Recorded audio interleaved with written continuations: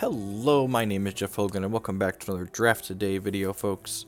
We're opening our first pack in our 665 draft here, and we see our rare is Drew's Ironclad Ruler, which is a 4/7 for 6 that says, this is not ready during your ready step, and you have basic, exhaust 3 other troops you control to ready this, and then but intelligence is it summons a patrol bot.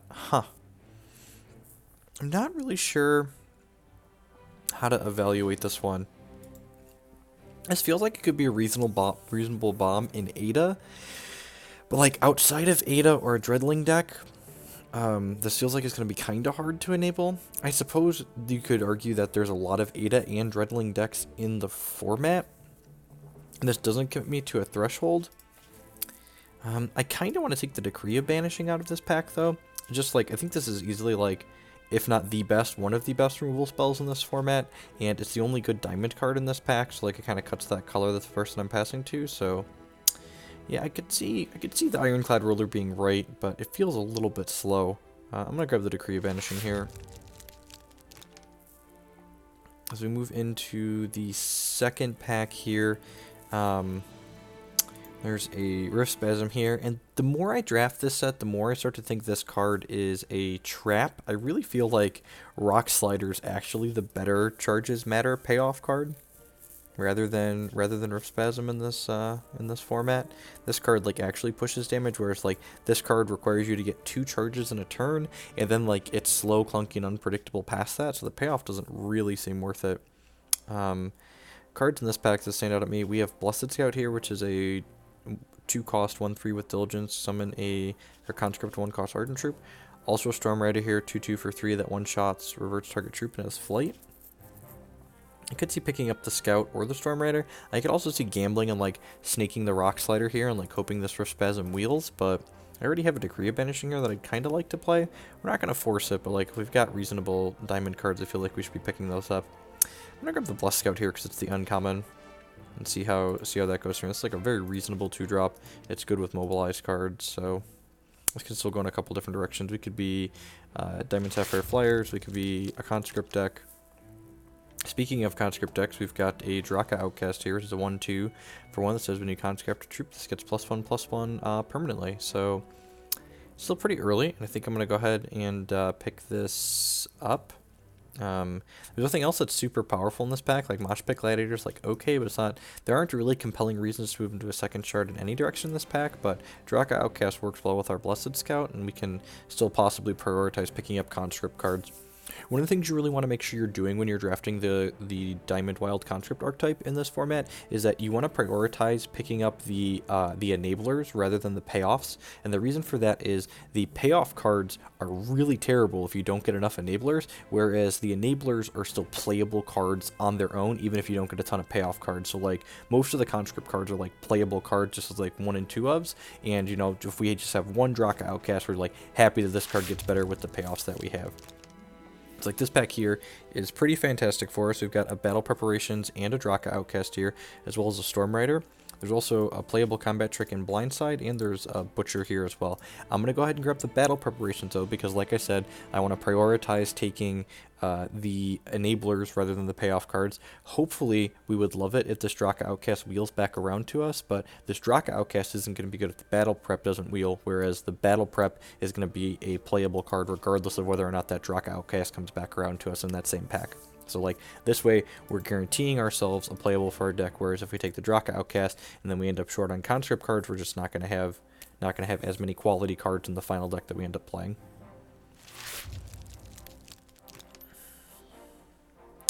This pack's kind of mediocre for what we're looking to do. Cavalry's pretty bad. It's a 3/3 flying for 3 when it becomes Valorous, so it gains Swift Strike.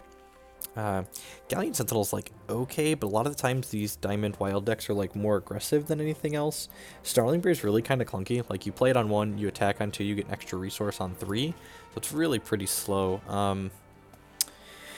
I think I'm going to grab the Sentinel out of this pack. A lot of the times, you can end up grabbing a couple of the 2/3 that when it becomes Valorous you draw a card, and then having a couple of Valor Producers is reasonable, especially if you find some good Valor Producers in your set 5 pack for pack 3.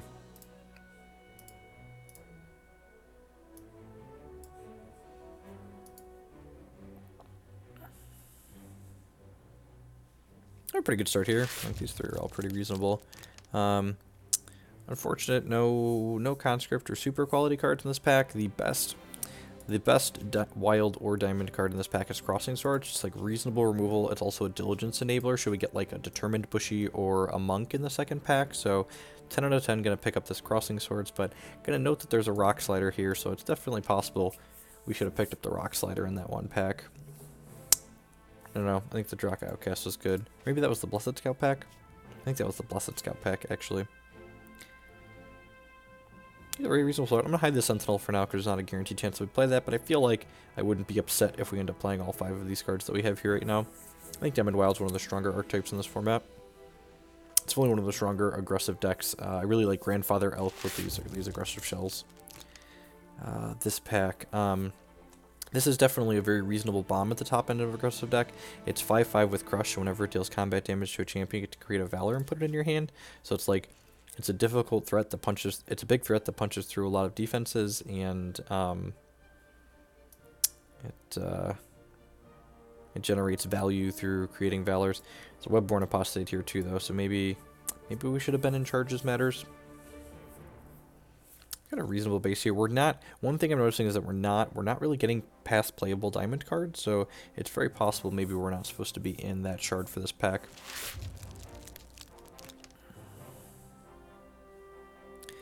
None of these cards are terribly exciting. Spring Renewal here I don't think is particularly playable. Put a non-action card from your crypt into your hand. Pretty aggressive, or pretty mediocre. Nothing in here I'm ever too excited to end up playing. I guess we could grab this Arcane Soil on like the off chance we end up pivoting into Sapphire Wild. That's not terribly likely, but I think that's the plan for now.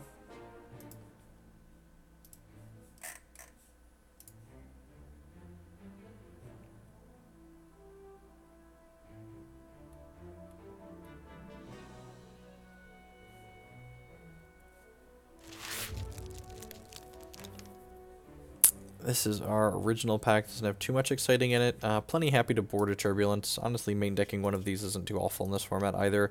Usually I like to prefer to main deck an Enlarge as opposed to something else, as opposed to the Turbulence, but if we don't get an Enlarge, like Turbulence is a fine like main deck flying hedge even for game 1. You're definitely going to board it in at some point during a draft.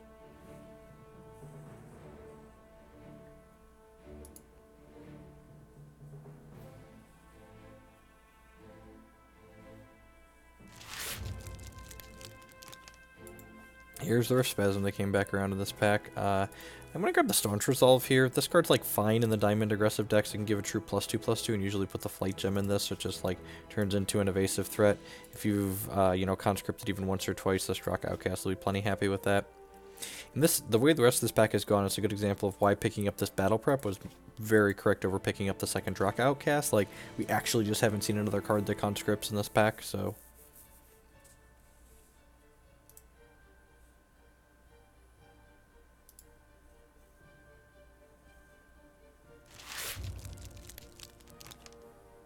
Nothing really worth playing in here. I guess this Cavalry is technically playable. We've got 2 Valor Producers already if we want to end up in a slightly bigger wild list, but I feel like the bigger wild lists are often less successful.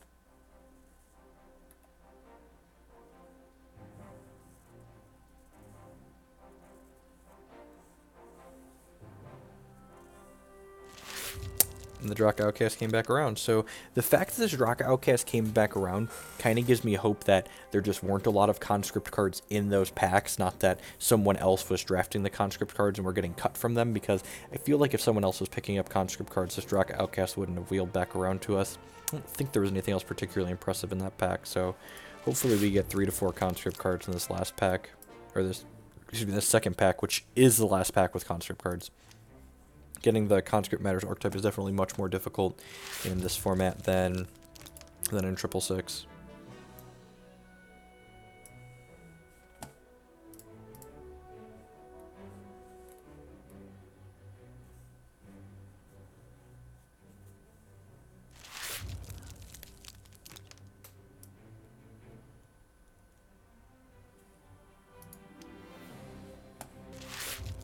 Right. I don't understand why this card is 4 cost or uncommon. I'm pretty sure it's unplayable. Maybe in a really aggressive wild deck this could be good, but bombs? Bombs? Bombs? Bombs away? Oh, this pack's atrocious. What does this do? At the start of at the end of your turn, void one target troop you control, revert that troop at the end of each opposing champion's turn. Well, that's not particularly playable, and this troop gets +1/+1 for each different Ardent Race among troops you control. That doesn't seem particularly impressive either. I just like first picking this Wakuna coin. I'm not a fan of the coin in the more aggressive decks, but I feel like if we're going to end up going up to Cavalry and Howling Planesrunner, we're not super aggressive in this deck. Honestly, maybe we're playing this Galleon Sentinel too. I don't know, we've got a lot of cards here right now. And maybe if we're playing those, the Snarling Brave is worth picking up. For like going a little bit bigger here. I could see that. We passed the Snarling Brave earlier, but like we have some 1-drops already, so yeah, let's get some more 1-drops. Let's curve out on one a little bit more often, maybe try and go bigger here. Call of the Deepwood is one of the better conscript cards in this format. 4 cost, conscript, and Ardent Tornado troop with cost 5 and put it directly into play, so I'm definitely going to go ahead and pick that up here to go along with our double Draka Outcast. Other cards in this pack, they're kind of interesting to us. Wouldn't mind the Silencing Sneak wheeling back around since it can deploy, destroy target constants, reasonable hate. Vanquish is like okay removal, but Call of the Deepwood is 10 out of 10 the pick in this pack. Not particularly close for what we have going on so far.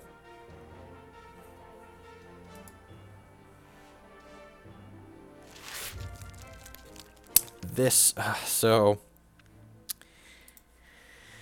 there's battle preparations in this pack. It's just like a quality conscript card that's a reasonable payoff for our Drakas, but Determined Bushy is just like, this is one of the best 2-drop wild cards. I think one of the better uncommons in this set as far as bombs go. It's kind of innocuous because like it's just a 2/2 for 2 with Crush, but like the Diligence, it gets bigger every single turn.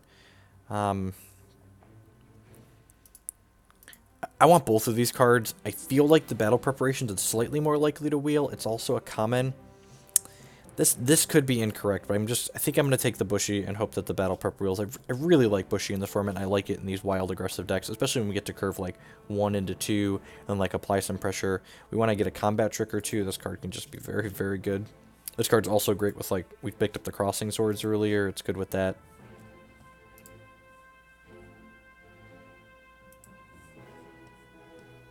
It's just, you want cards in your deck that can run away with the game if they go unchecked, and this bunny's got it going on. He's a wasquy wabbit, if you would. Man, holy crap! I am glad I did not pass. I did not pass the Bushy after this. It's another pack. We talked about Bushy and Monk. I think I'm just gonna grab the Bushy because having powerful 2-drops is really important in this format. But I doubt. This is also easier to play than the double wild Monk. I would love it if the Monk comes back around here, but 10 out of 10 picking up another rabbit. Like I said, just one of my favorite uncommons. The Monk's very good too. It's a 3/3 with Diligence. It gets 2/2 and Spell Shield, but it's a little bit slow and sometimes can get kind of stuck from enabling, whereas this, especially in the back of Grandfather Elk, gets going really early. Especially, a lot of times people keep hands with slower starts in this format just because the format's not super aggressive on average, and this is a card that can really punish someone keeping a slower start.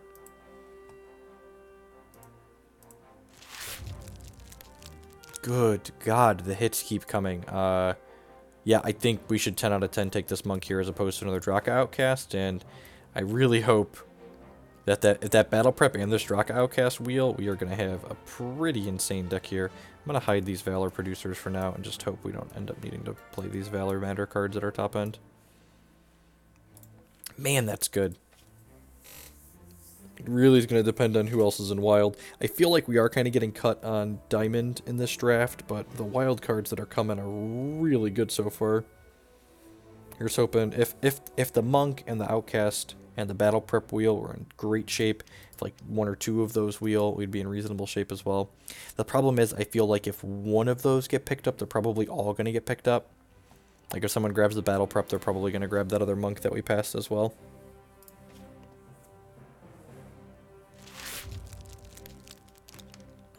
I'm always sad when this happens. Like, we just had like a bunch of really impressive packs in a row, And then we get this one that's just got nothing going on that we're interested in here. I guess the reversion's playable. I usually play one of these in my diamond decks. It's just like a fine undo target combat trick. It's good against other Grandfather Elk decks because it undoes their champion power. It's reasonable against Marzul just because it lets...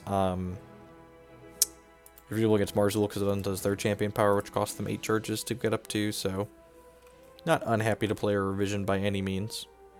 It's also good at like blowing out opposing combat tricks when they like try to get your guy inside of combat.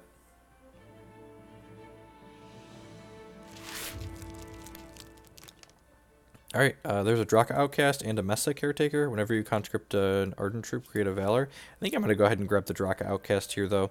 I think there's a Strangle in this. I have no idea what's going on in this draft, but we're going to grab another Draka Outcast here and hope that Battle Prep comes back around so we can have a 4th conscript card. There might have even been merit to just taking the 2/2 flight there, the Storm Rider, just because like we already have 2 Draka Outcasts. We don't have that many conscript enablers, but I guess Blessed Scout is like a consistent conscript enabler, that can enable conscript over and over and over again. It's like that's definitely a point in Draka Outcast's favor.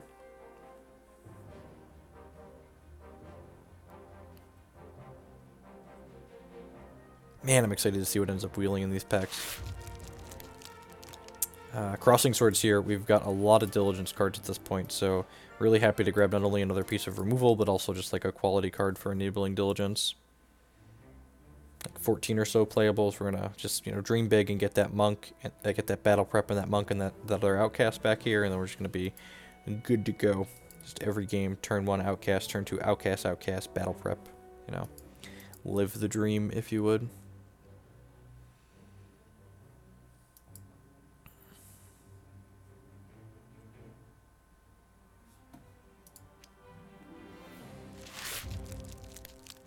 Wakuna Coin came back around. Yeah, just gonna go ahead and grab that up here. Not quite sure if we're gonna end up playing it. And the more aggressive shells, like if the Battle Prep and the Monk, and especially the Outcast, like all 3 of those come back around, this probably isn't gonna make the cut. But if our deck ends up being a little bit bigger with like Howling Planesrunner and this Ambershire Cavalry, then we probably want to play 18 resources, and an 18 resources, the Wakuna Coin is gonna be very reasonable. If our curve stays low, we'll probably be fine on 17, but and again, it's going to mostly depend on what ends up wheeling or not. I'll go ahead and grab the Silencing Snake here. I think that card's fine.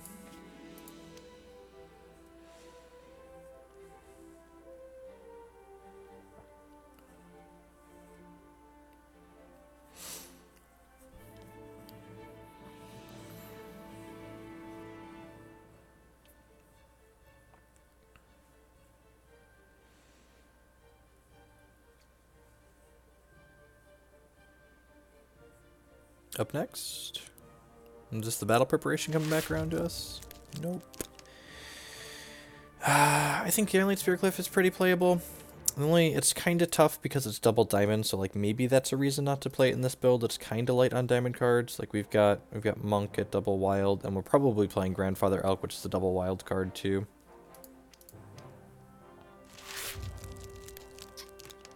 There's another Spearcliff. We didn't get any of the cards that care about Valor in this build either. We saw an Apprentice Earthcaller earlier that draws a card when it becomes Valorous, but we haven't seen another.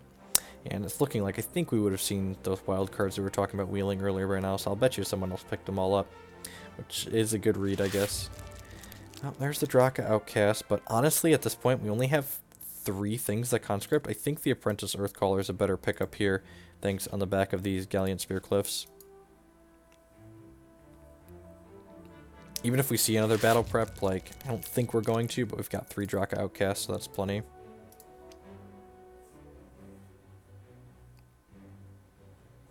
We're at like 17-ish playables right now. Like I said, these Draka Outcasts are just a little bit medium because we ended up not getting enough conscript cards to really leverage how good they are.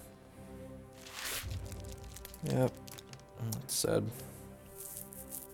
I just spread out the cards I want across a few packs next time. Womp womp. Right, let's see how good pack 3 here is to us. Okay, we got a Spearcliff Captain. It's a pretty reasonable card. Deploy, create a Valor, and put it into your hand. When this attacks, Valor troops you control gain flight. There's a Spring Dancer in here that's pretty reasonable as well. These are the only playable diamond and wild cards in this pack, which is sad. I feel like regardless of which one we pass, we're not going to be super happy because we're not getting the other one back. I think the ceiling on the Spearcliff Knight is higher, so I'm going to go ahead and pick her up. And then the Spearcliff Captain, sorry. And then between that and the Galleon Spearcliff, we have a pretty reasonable set of flyers. Possibly with the Staunch Resolve too, having a flight on attack gem.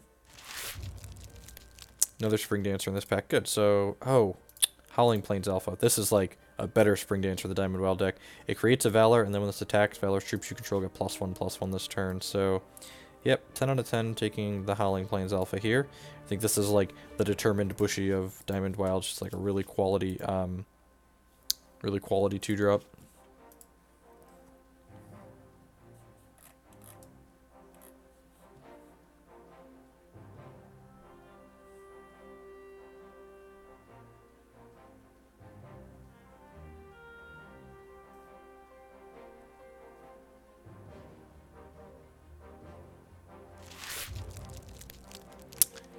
As far as this pack is concerned, it's got a Hilltop Monastery in it, exhaust one or more troops you control, add a Conquest counter to this, and then at the end of the turn, if there's 5 or more counters on it, it creates a Valor. So it's going to enable our couple of cards that care about Valors here, and it's also going to allow us to enable Diligence on the Determined Bushy and the Apprentice Earthcaller here. Honestly, if we end up with enough playables here, we kind of push into a Valor Matter theme a little bit more. We might cut these Draka Outcasts and just like go a little bit bigger with this deck. Because we ended up not getting that many conscript cards here. It's like if we cut these and put in the coin, and Snarling Brave is probably fine if we're going bigger. Play the runner and the cavalry here, maybe the sentinel. I think I kind of like that a little bit better than relying on these couple of conscript cards we have here to push us through, which probably means the Staunch Resolve is not good. If we're gonna bring our curve up a little bit, that Staunch Resolve is better when our curve is lower for sure. Alright, so we've got a couple different cards here that are pretty reasonable in our deck. First, we have Ambershire War Rider, which is a 4/5 for 5 that says Create a Valor. Then when attacks, Valor's troops you control gain Crush. We also have a Root Wrangler here, though, which is a 4/2 for 4. This card's pretty sweet, because you can put a Flight Gem on it in the Diamond deck, and then it's a 4/2 flyer on attack.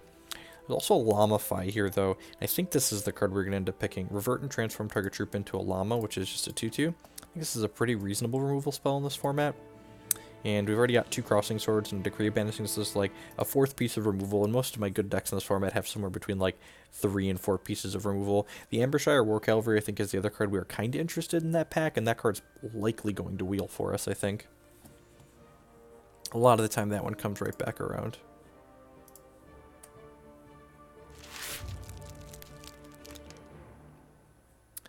Looking at this pack, nothing too terribly exciting. Honestly, I wouldn't mind playing a Gift of the Manti. It gets 2/2 and Spell Shield. It's a little bit expensive for a trick, but it also doubles as counter target piece of removal. So I'm gonna go ahead and play that, especially with like the Bushies and the and the Monk here. I think this is a plenty reasonable card to have in our deck.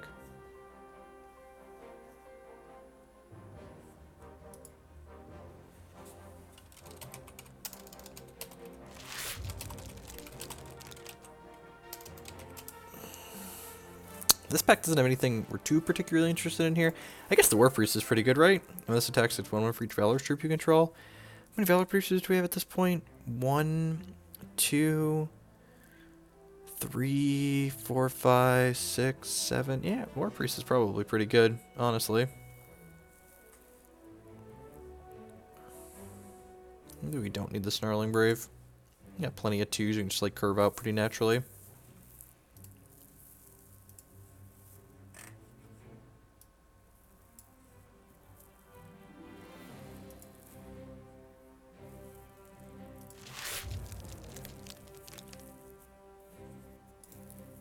Deploy, target Valor's troop you control gets all the socketed powers of this. That's a little bit expensive for a bomb, and I think it's worse than the Ambershire Cavalry on average. Like, this can give something else flight, but like, this card just like, really crushes down on all your things. Although I guess this is like a 5/5 flight attacker at the top end too, though. That could be okay. Double Trouble is kind of cute too, but Triple Wild is kind of prohibitive a lot of the time. I'm going to take the Autumn Spiritualist for now, and we'll see how the rest of the deck ends up. I could see this definitely being more reasonable than the Ambershire Cavalry. Like a 5/5 flight's a pretty big bomb, especially when like it gives something else you have flight.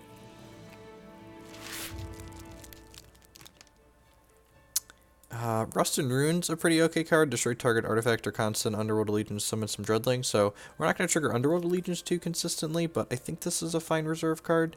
The other possible one is Dawn Scout here, but I've got 1, 2, 3, 4, 5. I guess I don't have that many 2-drops in this deck. Maybe I'll just pick up this Dawn Scout. It's a pretty reasonable too. Maybe that we just don't have room for the revision in the main deck here.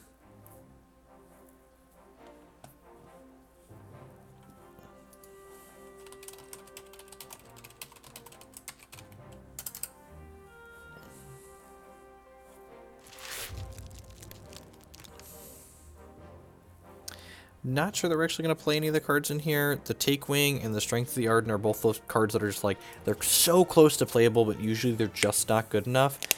This card has the upside of generating a Valor, so maybe that makes it worthwhile, but I don't think I have anything in my main deck that I'm really interested in cutting for that type of effect.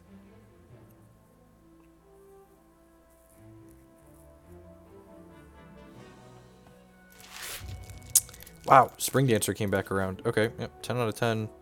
10 out of 10 picking her up. She's just like a 2/2 for 2 that creates a Valor, so she's like a 3-power.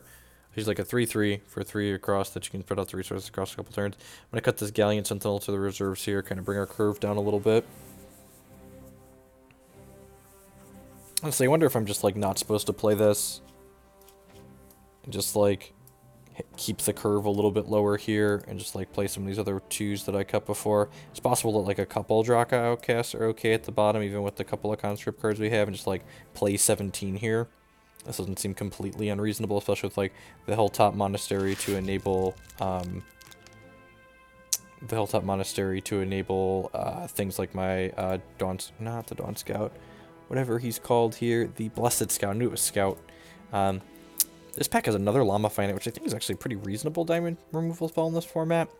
Throw it in the reserves for now, but that might be a card that we end up playing in the main. Not sure. I feel like I want to be a little bit more aggressive than that on average.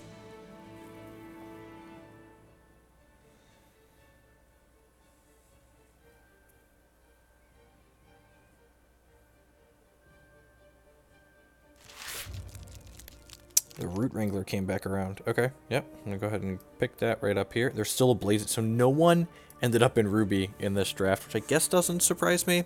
Ruby is one of the weaker shards in this format for sure, but is this Root Wrangler better than this Howling Planesrunner? I feel like one runner at the top end is not a bad idea.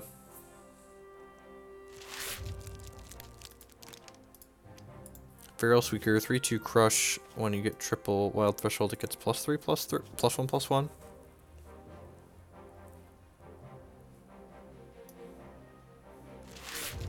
To play these Draka Outcasts or not to play these Draka Outcasts, that is the question. Man, I haven't had a hard time cutting playables like this in a long time. So many Valor Producers in it, but I've got 1, 2, 3, 4, 5, 6. This is technically like 7. This is just too many resources here. Just like cut that out of the equation. And I've got one more cut I need to make here. If I'm playing these Draka Outcasts, maybe I can cut something like this Dawn Scout here that's just like not terribly impressive.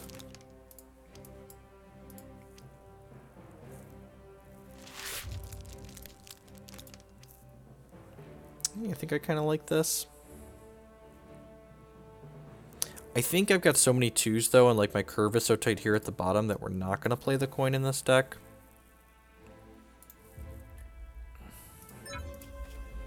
Put Flight on that. Any other gems that I need? Nope. Yeah, I think this is going to end up being our Grandfather Elk deck here.